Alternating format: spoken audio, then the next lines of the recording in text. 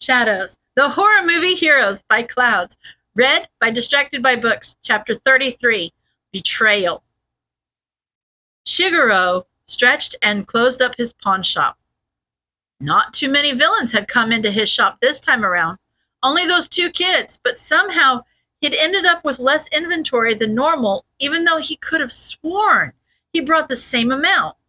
He hoped that the kids had at least had time to have fun with the weapons he sold them before the heroes came after them today. Maybe they had even captured a few objectives. They were nice kids, and they didn't really deserve to be betrayed like this, but this was just the way the game was played. Well, at least they'd know to be more careful about who they trust in the future. Mirio rubbed the sleep from his eyes as he walked into the kitchen for breakfast. Even though it was ridiculously early, the snitch was already sitting at the table. He was young, probably no more than 12 or 13, and obviously hadn't slept well, judging by the bags under his eyes. Izuku Midoriya. Netsu must be feeling extra sadistic to make the snitch a middle schooler, especially one who was quirkless and couldn't defend himself. What if they had tried attacking him? He could have gotten seriously hurt. Mirio understood the lesson that Nedzi was going for, more or less. Not all villains were the incarnations of evil that hero society sometimes made them out to be, and sometimes didn't want to be villains at all. That was why there were programs that helped villains start on the path of redemption, so that they could rejoin society as productive individuals. Giving valuable information to the heroes was a part of that process, even when the villain in question was a poor little quirkless kid who just deserved to have a normal life away from all of this. Sure, Mirio theoretically knew that Midoriya was just an actor for some contracting company or another, but it still hurt Mirio's heart that there were probably kids out in the world in the same situation. So he'd just have to treat Midoriya the exact same as he would any of those children. He nodded resolutely and gave a bright smile. Good morning, Midoriya. Have you eaten breakfast yet? Midoriya must not have noticed Mirio come in because he flinched at the sound of his voice. Not yet. Well then, let's fix that. Mirio walked over to the cupboard and got out 2 muffins, then tossed one to Midoriya. Eat up. Thank you. Midoriya gave him a shaky smile. Not just for breakfast, for, everything. For trusting me. It really means a lot. Mirio smiled a little more genuinely. Of course. I mean, that's what heroes are for, right? Getting good people out of bad situations. And you've done a lot to help us too, you know. We were all talking about it last night, and at this point, we've basically got the rest of the exercise in the bag. We have most of the villains' objectives here in the agency, which means that they'll have to come here to get them, especially now that we have you to tell us all their weaknesses. Honestly, by this time tomorrow, the exercise will be practically over. Midoriya nodded frantically in agreement, but neither of them had the chance to say anything else before the sound of a doorbell echoed through the agency. They looked at each other in confusion for a moment, then stood up, and Mirio made sure Midoriya stayed protected behind him as they headed to the direction of the front door. By the time they got there, many of his classmates were already gathered. Someone had actually opened the door at some point, and there was a man whom Mirio didn't recognize standing in the doorway. The man gave them a jaunty smile. Hello there, heroes. I'm here to make you an offer. Hitoshi wasn't really an early riser, but he was an insomniac, which meant that when Izuku called him on his comms, he was still awake. He'd spent most of the night going over the plans they'd made for if one of them was arrested and memorizing any adjustments, so he hadn't really gotten any sleep. But then again, he was used to it. The eye bags matched the scare everyone out of their minds aesthetic. Hey, Hitoshi. Izuku spoke quietly. Is Jiro listening? Hitoshi walked into the other room and made sure she was lying on the floor, breathing deeply before walking back and responding, She's asleep. What's going on? The pawn shop guy stopped by the agency this morning. Izuku said, I'm planning on telling the heroes exactly where those two are hiding to cement the heroes' trust in me, which means that I need to get out of the apartment and erase all evidence we were even here. Hitoshi finished, They'll still know something's going down at the charity event tonight, though. What if they talk? It's a risk. I have a plan for that. Izuku sounded like he was smiling. Remember, we still have that villain group that owes us a favor. Hitoshi nodded. He'd been expecting this, so it wouldn't take too much effort to erase his and Izuku's presence. Just grabbing a few of their things and erasing all of Izuku's mad scientist walls. It would take him 15 minutes tops. 10 minutes later, Hitoshi was ready to go, a duffel bag of weapons and personal items slung over his back. He peeked his head into the room where Kyoka and Denki were, just to make sure they were still asleep. They looked so peaceful, and for a moment, Hitoshi wondered if he should wake them and tell them to run as well. It would probably ruin some of his and Izuku's plans, but these two were their friends. And didn't friends protect each other? Hitoshi shook his head. People with quirks like his didn't get to have friends. After this was all over, Denki and Kyoka would go back to their normal lives with their normal quirks, and even if they decided to train more with their control aspects of their quirks, they still wouldn't be considered villainous like he was. They would see how other people treated him and how others would treat them just for being associated with him, and they'd leave, just like everyone else had. He adjusted the bag on his shoulder and turned on his heel. He didn't let himself look back, even after he'd left the apartment behind. They'd all known from the beginning that they would be stabbing each other in the back, if that's what it took to win. Hitoshi was just following the plan. Netsu's fur bristled as he got the alert that a Hero Commission representative had entered the gates.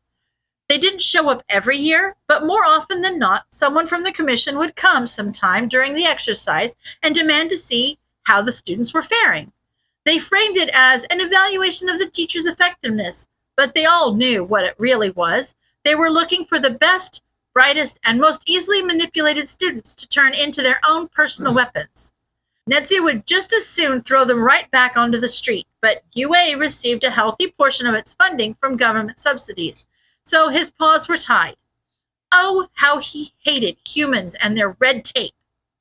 The unwelcome guests gradually made their way to the viewing room, and as much as it was tempting to make them put in the work to open their own door, he still pressed a button to make it open right as they arrived. He had to maintain a bit of power somehow. Hey, they'd sent Mara, who yawned as he walked inside. I see it's still impossible to surprise you, Principal Netsu. Ah, well, I wouldn't be a decent principal if any adult or student could surprise me, now would I? Netsu gave a smile that was all sharp teeth. Mara wasn't nearly as bad as some of the others they could have sent, but he still reported directly to the commission. Now, how can I help you? Mara shrugged. I'm just here to see how your exercise is going. So? The teachers glanced at one another before Aizawa spoke up. The students are getting too cocky. Mara frowned and looked at the poster on the wall. Are these the people who have already been eliminated? The crossed out ones, yes. Cementos nodded. The circled ones are currently in hero custody. 2 of the remaining villains were in custody but escaped. Looking at this, they deserve to be cocky. Mara nodded in approval. Almost all of the villains are either eliminated or in hero custody, and it looks like they're moving to arrest another 2 of the villains as we speak. Even though the heroes have suffered some casualties, they are still decidedly coming out on top. Which ones are the ones that escaped hero custody? 13 pointed out the Hata brothers, and Mara nodded as he looked more closely at the photos. Your students are doing better than I thought. Those 2 escapees are the only real threats. The others are just kids. Mike started laughing loudly, and a few of the other teachers stifled chuckles. Mara looked around the room in confusion. Your students have practically already won. There are only 2 real threats left. Oh, you're right about that. Aizawa gave a terrifying grin. But it isn't the 2 that you think. Netsu took a sip of tea. With only 2 threats remaining, I would normally agree with you that the hero victory is practically guaranteed. However, normally the villains aren't pulling strings behind the scenes from the moment the game begins. Oh, Mara looked at the screen curiously. Which 2 are we talking about? Nedzu knew that the commission would likely take interest in the boys, but he couldn't resist seeing Mara's reaction as he slid over the boys' files. Please allow me to introduce you to the Shadows. Kyoka woke up with a distinct feeling that something was wrong. One for All sung through her, warning her about something, but she took a deep breath and it settled into a nervous hum. First of all, the apartment was quiet. Normally, there was at least the white noise of Izuku muttering to himself, but right now, nothing. Jiro's stomach dropped as she woke up a little more. That's right. Izuku had gotten taken into custody last night. She looked around the room. Denki was asleep on the floor near the opposite wall, just like she had left him last night. But Hitoshi was nowhere to be seen. Silently, Kyoka got to her feet and made her way through the rest of the apartment. The nervous music of One for All increased in tempo alongside her heartbeat as she slowly realized that not only was Hitoshi gone, but all of his stuff was too. Suddenly, all those conversations about stabbing each other in the back were making a lot more sense. She went back into the bedroom and jabbed Denki with one of her earphone jacks. He startled awake, and Kyoka had to jump back to avoid getting electrocuted. Well, good morning to you, too. Kyoka? Denki blinked and rubbed his eyes. What? Just why? Kyoka threw a backpack into his hand. Grab your stuff. We gotta get out of here. Okay. Denki scrambled to grab the backpack. Any particular reason? Kyoka leveled him with a serious look. Hitoshi's gone. Denki did a cute little head tilt. He's gone? Where did he go? Away from here. Kyoka huffed. Think about it, Denki. Izuku gets taken into hero custody and suddenly Hitoshi's nowhere to be found. Connect the dots. Denki's eyes widened. Wait, you really think they... Seriously? I think that turning us in would be a good way to make sure the heroes trust Izuku. Kyoka shrugged. And the Shadows will do whatever it takes to... Okay, so if they turned us in, then that might just be part of Izuku's plan, right? Denki bit his lip and thought, I mean, we'll still have 24 hours to escape, and he'll be right there in the agency to break us out. Kyoka shot him a look of pity. She really hoped he was right, but from all the context clues, plus her quirk going crazy, she really didn't think so. If they wanted to continue in the game, they needed to get out of here now. Are you ready yet, Slowpoke? Denki nodded, and Kyoka ran toward the door, yanking it open only to realize that they were a little too late. Oh, hello. That blonde hero with the annoying smile had his hand raised to knock on the door. A team full of heroes behind him, all ready to fight. I guess this saves me the trouble of phasing through. They were screwed. End of chapter.